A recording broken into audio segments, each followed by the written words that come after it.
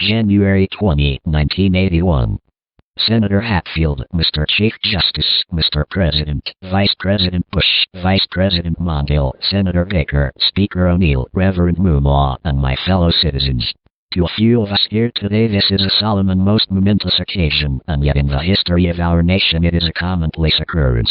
The orderly transfer of authority as called for in the Constitution routinely takes place, as it has for almost 2 centuries, and few of us stop to think how unique we really are.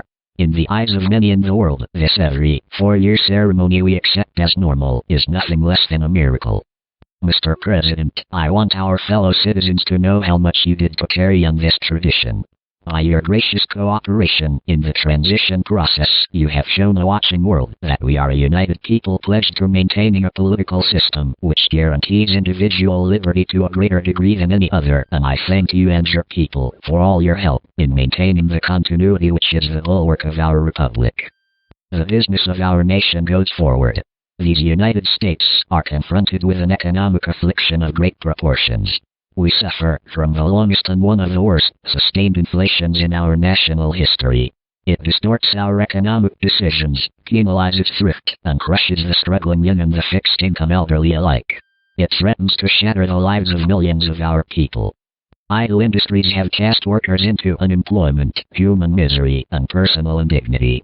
Those who do work are denied a fair return for their labor by a tax system which penalizes successful achievement and keeps us from maintaining full productivity. But great as our tax burden is, it has not kept pace with public spending. For decades we have piled deficit upon deficit, mortgaging our future and our children's future for the temporary convenience of the present. To continue this long trend is to guarantee tremendous social, cultural, political, and economic upheavals. You and I, as individuals, can, by borrowing, live beyond our means, but for only a limited period of time. Why, then, should we think that collectively, as a nation, we're not bound by that same limitation? We must act today in order to preserve tomorrow. And let there be no misunderstanding, we are going to begin to act, beginning today. The economic ills we suffer have come upon us over several decades. They will not go away in days, weeks, or months, but they will go away. They will go away because we as Americans have the capacity now, as we've had in the past, to do whatever needs to be done to preserve this last and greatest bastion of freedom. In this present crisis, government is not the solution to our problem, government is the problem. From time to time we've been tempted to believe that society has become too complex to be managed by self-rule, that government, by an elite group, is superior to government for, by, and of the people. Well, if no one among us is capable of governing himself, then who among us has the capacity to govern someone else? All of us together, in and out of government, must bear the burden. The solutions we seek must be equitable, with no one group singled out to pay a higher price. We hear much of special interest groups. Well, our concern must be for a special interest group that has been too long neglected. It knows no sectional boundaries or ethnic and racial divisions, and it crosses political party lines. It is made up of men and women who raise our food, patrol our streets, man our mines and factories, teach our children, keep our homes, and heal us when we're sick. Professionals, industrialists, shopkeepers, clerks, caddies, and truck drivers. They are, in short, grave, we the people, this breed called Americans. Well, this administration's objective will be a healthy, vigorous, growing economy that provides equal opportunities for all Americans, with no barriers born of bigotry or discrimination. Putting America back to work means putting all Americans back to work. Ending inflation means freeing all Americans from the terror of runaway living costs. All must share in the productive work of this grave new beginning, and all must share in the bounty of a revived economy. With the idealism and fair play, which are the core of our system and our strength, we can have a strong and prosperous America at peace with itself and the world. So, as we begin, let us take inventory. We are a nation that has a government, not the other way around. And this makes us special among the nations of the earth. Our government has no power except that granted it by the people. It is time to check and reverse the growth of government, which shows signs of having grown beyond the consent of the governed.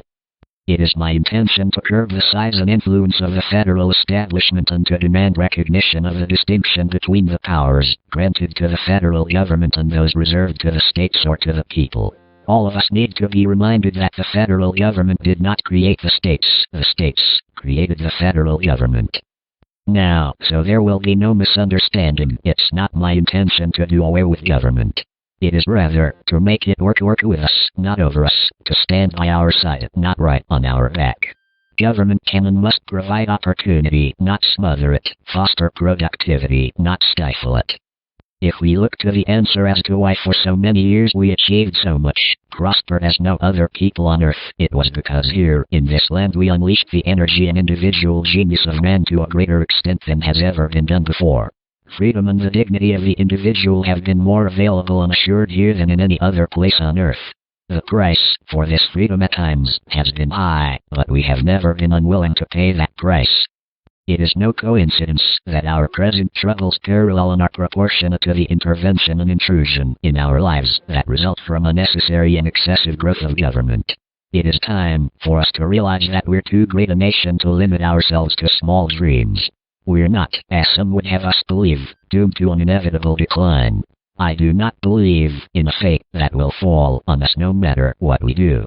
I do believe in a fate that will fall on us if we do nothing. So, with all the creative energy at our command, let us begin an era of national renewal. Let us renew our determination, our courage, and our strength. And let us renew our faith and our hope. We have every right to dream heroic dreams. Those who say that we're in a time when there are not heroes, they just don't know where to look. You can see heroes every day, going in and out of factory gates. Others, a handful in number, produce enough food to feed all of us and then the world beyond. You meet heroes across a counter, and they're on both sides of that counter. There are entrepreneurs, with faith in themselves and faith in an idea, who create new jobs, new wealth and opportunity. They're individuals and families whose taxes support the government and whose voluntary gifts support church, charity, culture, art, and education. Their patriotism is quiet, but deep. Their values sustain our national life. Now, I have used the words grave and grave there in speaking of these heroes. I could say grave you and grave here, because I'm addressing the heroes of whom I speak to you, the citizens of this blessed land. Your dreams, your hopes, your goals are going to be the dreams, the hopes, and the goals of this administration, so help me God. We shall reflect the compassion that is so much a part of your makeup.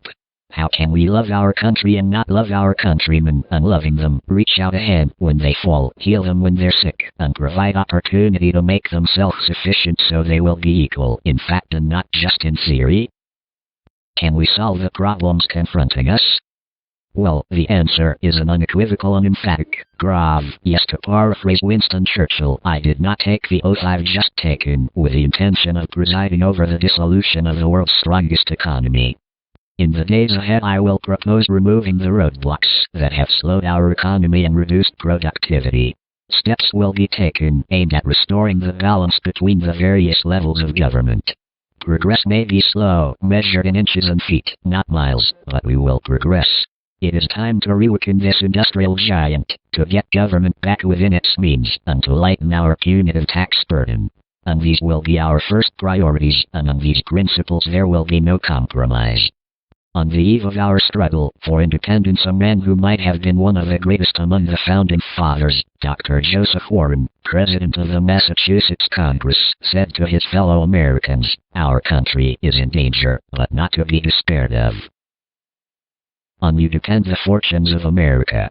You are to decide the important questions upon which rests the happiness and the liberty of millions yet unborn. Act worthy of yourselves." Well, I believe we, the Americans of today, are ready to act worthy of ourselves, ready to do what must be done to ensure happiness and liberty for ourselves, our children, and our children's children. And as we renew ourselves here, in our own land, we will be seen as having greater strength throughout the world. We will again be the exemplar of freedom and a beacon of hope for those who do not now have freedom. To those neighbors and allies who share our freedom, we will strengthen our historic ties and assure them of our support and firm commitment. We will match loyalty with loyalty. We will strive for mutually beneficial relations. We will not use our friendship to impose on their sovereignty, for our own sovereignty is not for sale. As for the enemies of freedom, those who are potential adversaries, they will be reminded that peace is the highest aspiration of the American people. We will negotiate for it, sacrifice for it, we will not surrender for it, now or ever. Our forbearance should never be misunderstood. Our reluctance for conflict should not be misjudged as a failure of will. When action is required to preserve our national security, we will act. We will maintain sufficient strength to prevail if need be, knowing that if we do so we have the best chance of never having to use that strength. Above all, we must realize that no arsenal or no weapon in the arsenals of the world is so formidable as the will and moral courage of free men and women. It is a weapon our adversaries in today's world do not have. It is a weapon that we as Americans do have. Let that be understood by those who practice terrorism and prey upon their neighbors. I'm told that tens of thousands of prayer meetings are being held on this day, and for that I'm deeply grateful. We are a nation under God, and I believe God intended for us to be free. It would be fitting and good, I think, if on each inaugural day in future years it should be declared a day of prayer. This is the first time in our history that this ceremony has been held, as you've been told, on this west front of the Capitol. Standing here, one faces a magnificent vista opening up on this city's special beauty and history. At the end of this open mall are those shrines to the giants on whose shoulders we stand. Directly in front of me, the monument to a monumental man, George Washington, father of our country. A man of humility who came to greatness reluctantly. He led America out of revolutionary victory into infant nationhood. Off to one side, the stately memorial to Thomas Jefferson. The Declaration of Independence flames with his eloquence. And then, beyond the reflecting pool, the dignified columns of the Lincoln Memorial. Whoever will understand in his heart the meaning of America will find it in the life of Abraham Lincoln. Beyond those monuments to heroism is the Potomac River, and on the far shore the sloping hills of Arlington National Cemetery, with its row upon row of simple white markers bearing crosses or stars of David. They add up to only a tiny fraction of the price that has been paid for our freedom. Each one of those markers is a monument to the kind of hero I spoke of earlier. Their lives ended in places called Willowwood, the Arden, Omaha Beach, Salerno, and halfway around the world on Guadalcanal, Tarawa, Port Chop Hill, the Chosin Reservoir, and in 100 rice paddies and jungles of a place called Vietnam. Under one such marker lies a young man, Martin Treptow, who left his job in a small-town barbershop in 1917 to go to France with a famed Rainbow Division. There, on the Western Front, he was killed trying to carry a message between battalions under heavy artillery fire. We're told that on his body was found a diary. On the fly-leaf under the heading, "Grave, my pledge," he had written these words, "Grave, America must win this war. Therefore I will work, I will save, I will sacrifice, I will endure, I will fight cheerfully and do my utmost, as if the issue of the whole struggle depended on me alone. The crisis we are facing today does not require of us the kind of sacrifice that Martin Treptow and so many thousands of others were called upon to make. It does require, however, our best effort and our willingness to believe in ourselves and to believe in our capacity to perform great deeds, to believe that together with God's help we can and will resolve the problems which now confront us. And after all, why shouldn't we believe that? We are Americans. God bless you and thank you. Note, the President spoke at 12 noon from a platform erected at the west front of the Capitol.